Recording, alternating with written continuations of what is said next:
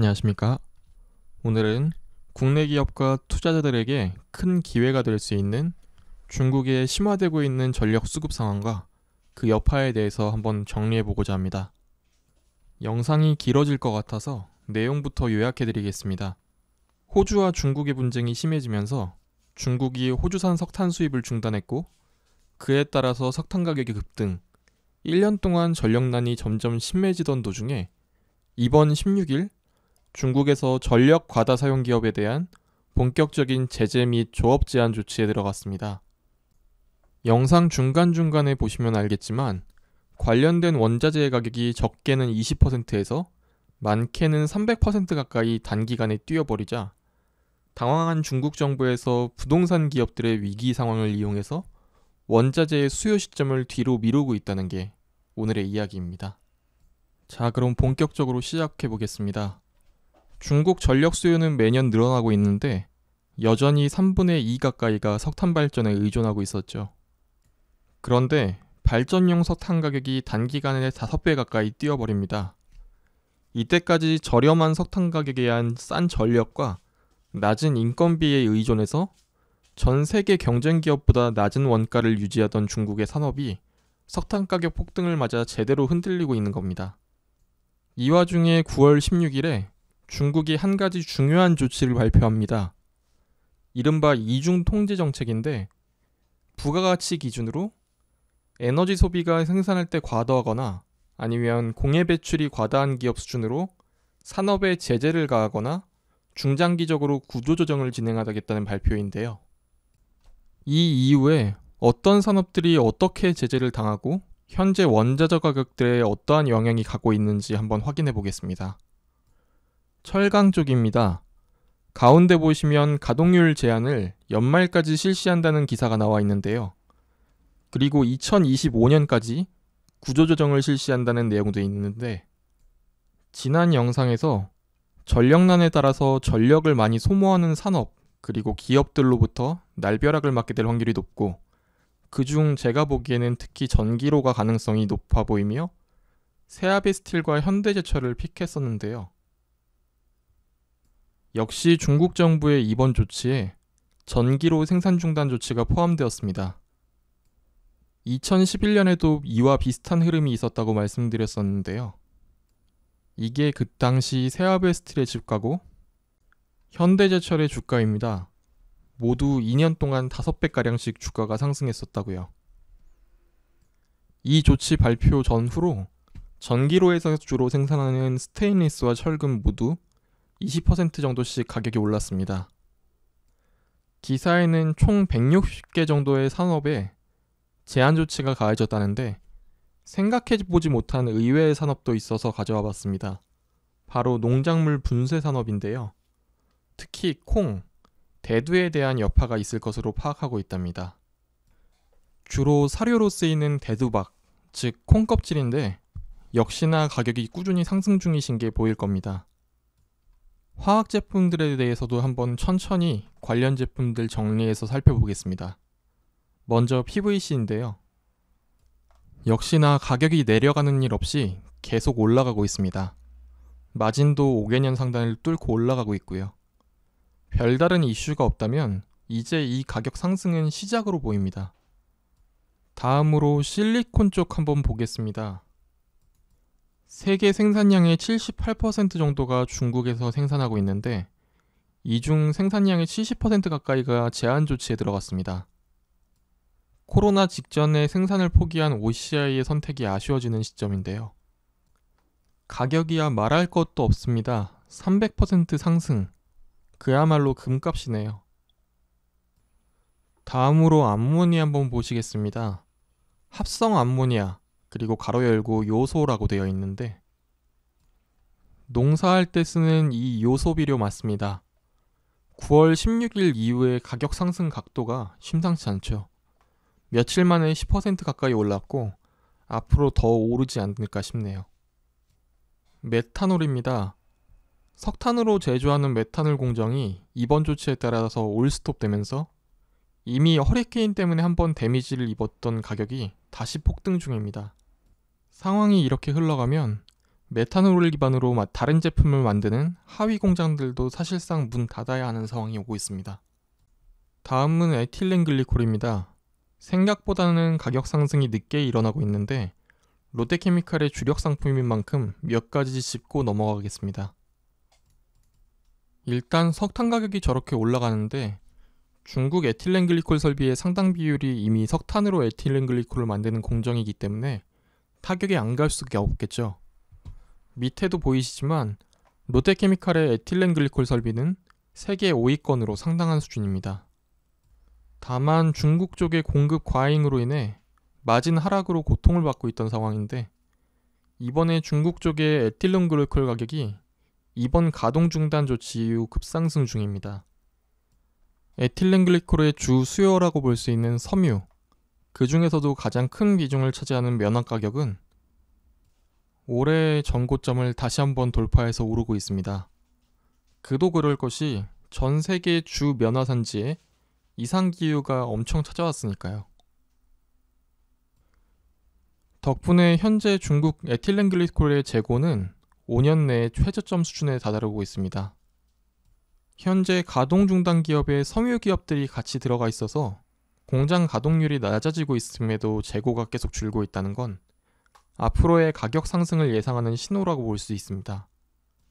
지금부터는 본격적인 수요 확대 시즌입니다. 하나금융투자 윤재성 연구위원님께서도 10월 국경절 이후 시황 강세를 예상한 이유도 이것 때문이죠. 10월 초에 일주일간 이어지는 국경절 연휴 기간은 중국에서 소비가 상당히 활발하게 일어나는 기간입니다. 회사들이 직원들에게 근무를 시킬 경우 인건비 증가가 엄청나기 때문인데요. 시간의 수당이 통상임금의 3배입니다. 이뿐만이 아닙니다. 11월 11일에 하는 광군제도 있습니다.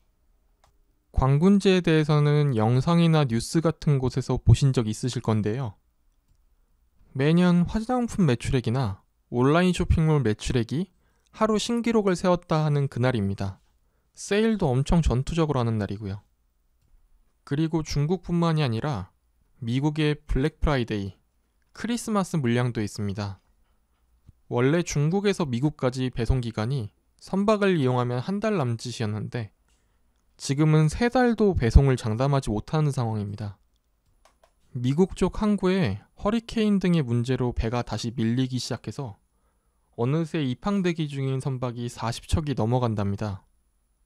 실제 수치는 더 심각합니다. 이게 오늘자 LA 롱비치항에 정박 중인 선박 명단입니다. 29척이고 정박해서 짐을 내리기 위한 평균 시간이 9.5일 걸리고 있습니다. 엄청 심각한데요. 배를 항구에 대지도 못하고 해안에서 대기 중인 선박 수입니다.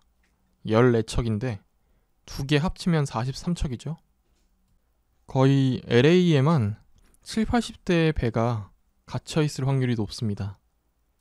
이 와중에 추가적인 이슈도 있습니다. 제16호 태풍 민들레가 올라오고 있는데요. 현재 각국 기상청에서 예상하는 예상 강도로 허리케인 카테고리 3 정도의 초대형 태풍입니다. 이번 태풍 민들레의 최저 중심기압을 915 정도로 추정하고 있는데 이 정도면 우리나라에서 역대 최악의 태풍이었던 매미와 비슷한 수준입니다. 카테고리 4에서 5 사이의 초강력 허리케인이죠. 현재 이 민들레는 4년 전에 일본을 강타했던 하기비스의 경로랑 얼추 비슷하게 가고 있습니다. 이때 일본이 받았던 피해가 어마어마했는데요. 이 사진은 미국 해군에서 추정한 민들레의 이동 경로 예상도입니다. 일본을 향해서 제대로 가고 있죠. 이렇게 가게 된다면 일본 석유화학 기업의 피해가 어느 정도 예상됩니다. 그리고 동시에 경로상으로 동아시아 선박 이동 경로도 어느 정도 포함될 수 있어서 안 그래도 힘든 해상운송 스케줄에 악영향이 갈 수 있겠습니다. 연말까지 수요는 터져나가고 있는 상황에서 중국 제조업이 전력 부족으로 손을 놓아버리고 있는 형국입니다. 섬유 관련 기업들에 대해서도 가동 중단 조치가 이뤄졌고 가운데 보시면 폴리에틸렌의 재료인 에틸렌 글리콜 생산 기업에 대한 폐쇄 조치 그리고 고순도 텔레포탈산 기업도 생산 중단 중입니다. 결과적으로 중국에서 일어나고 있었던 일종의 설비 과잉으로 인한 치킨 게임도 자동적으로 정리가 되는 상황이 오지 않을까 싶습니다. 가성소다에 대해서는 지난 롯데정밀화학 영상을 보시면 자세히 설명을 드렸습니다. 날마다 가격이 달라지고 있네요. 다음 제한 품목인 소다회입니다. 역시나 단기간에 50% 가까운 상승률을 보여주고 있는데, 특히 이 소다회는 유리의 주 생산재료 중 하나이기 때문에 유리 관련 기업에 투자하시는 분들은 종목에 대해서 한 번 더 살펴보셔야 할 수 있습니다. 다음으로 인산아모늄과 황린인데요. 우선 황린 자체가 인산의 재료이고 때문에 이 인산을 가지고 성냥 같은 걸 만들거나 주로 비료를 많이 만들고 있습니다. 특히 대부분의 인산 계열 비료에 활용이 되는데, 그런데 가격이 이렇게 올라갔습니다. 시장 자체가 미쳐 돌아가네요. 에폭시와 ECH입니다. 안 그래도 생산이 부족해서 올라가던 에폭시의 가격이 이렇게 2주에 약 40% 폭등하는 이유에는 가동 중단이 역시 크겠죠. 그리고 단기간에 해소되지는 않을 것 같습니다. 프로필렌 옥사이드 쪽도 안 그래도 이미 부족했던 공급의 30% 정도가 추가적으로 제한 조치에 들어갈 것으로 보인답니다. 가격하고 마진 추이가 이렇게 뛸 수밖에 없는 상황으로 현재 시장에 가고 있죠. 이산화 티타늄입니다. 역시 가동 제한 조치에 들어가고 있고, 우리나라에서는 코스모화학이 주로 생산하고 있는데 제품의 가격이 이렇게 올라가고 있죠. 전반적으로 이렇게 며칠 만에 중국 내수 시장에서 많은 전력을 생산할 필요로 하는 원자재 가격이 폭등했습니다. 그리고 이 시점에 헝다 관련 소식들이 흘러나오기 시작합니다. 영상을 통해 많이들 보셨으니까 헝다그룹 자체에 대한 분석은 넘어가고, 중국은 개별 그룹이 파산하는데 왜 지방정부에까지 후폭풍을 준비하라고 지시했을까요? 첫 번째로는 중국의 토지 시스템에 대해서 한번 살펴볼 필요가 있습니다. 기본적인 토지 소유권이 국가 그리고 지방정부에 있고, 개발이 필요할 때 토지를 정해서 기업의 장기 임대료를 한 번에 받아서 배정해주는 게 현재 중국의 시스템입니다. 우리나라처럼 사실 기업이 보유하고 있는 토지라고 생각하겠지만 사실은 엄밀히 말하면 사용권만을 보유하고 있는 토지라고 할 수 있습니다. 거래도 가능하고 하지만요.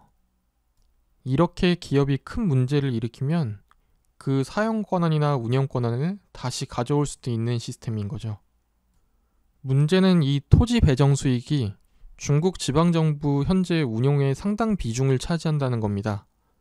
밑에 보면 30% 가까이 된다고 나오는데, 본격적으로 만약에 부동산 경기가 침체되고 가격이 하락한다면 지방정부부터 살림을 줄여야 하는 상황인 거죠. 하지만 이미 지방정부 살림 자체가 각종 비리나 지방정부 소유 공기업들의 경영한 방만화로 인하여 파탄에 이르는 상황이라서 빚더미에 앉아있는데 토지 수입마저 줄어들면 지방정부가 과연 앞으로 견딜 수 있을까 하는 의문이 있는 거죠. 두 번째 요소입니다.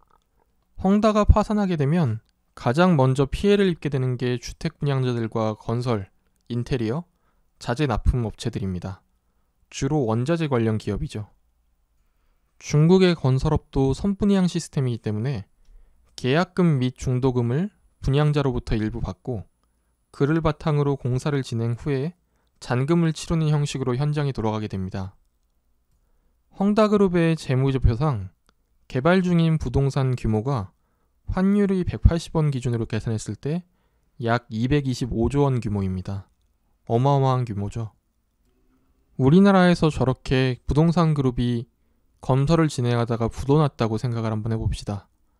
그러면 보증보험을 통해 처리하게 됩니다.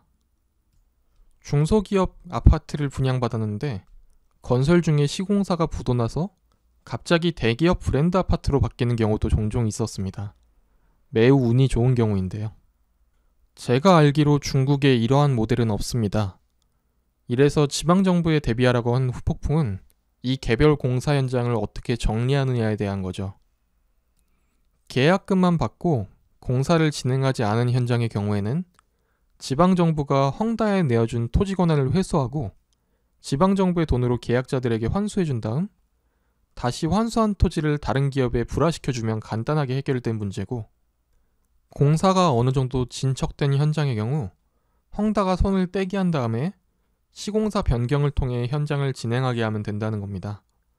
생각보다 데미지 없이 해결할 수 있다고 보는 거죠. 이 많은 채무 중에 건설 중인 자산에 대해서만 제대로 해결할 수 있으면 나머지 채권에 대해서는 날릴 수 있다는 자신감이기도 합니다. 실제로 중국 전체 대출 규모에 비하면 저 나머지 자산의 비중은 얼마 안 될 테니까요. 그러면 이렇게 헝다그룹의 위기를 조성해서 중국 정부가 가져갈 수 있는 이익은 무엇일까요? 현재 헝다그룹의 공사 현장은 전국에 약 800개 정도 있는 것으로 추정된다는데, 이 많은 공사 현장이 몇 개월씩 딜레이 되면서 일시적으로 원자재 수요를 억제하는 효과를 가져볼 수 있겠죠. 정리 한번 해보겠습니다.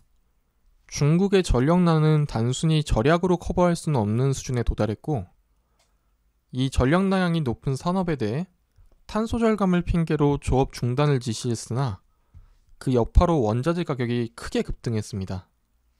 아시다시피 원자재를 가장 많이 사용하는 분야 중 한 곳이 부동산 그리고 건설인데요.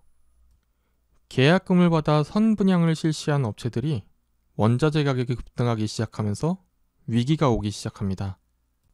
특히 헝다그룹이 그중 가장 큰 덩어리인데, 중국 정부에서는 헝다그룹의 파산 시 급증하는 원자재 수요를 일시적으로 잠재울 수 있다고 판단하고 지방정부의 통제 하에 질서 있는 파산을 준비하고 있는 것으로 보입니다. 이렇게 될 경우 공사 전체가 미뤄지면서 원자재의 수요를 일시적으로 연기할 수 있는 그런 효과가 있습니다.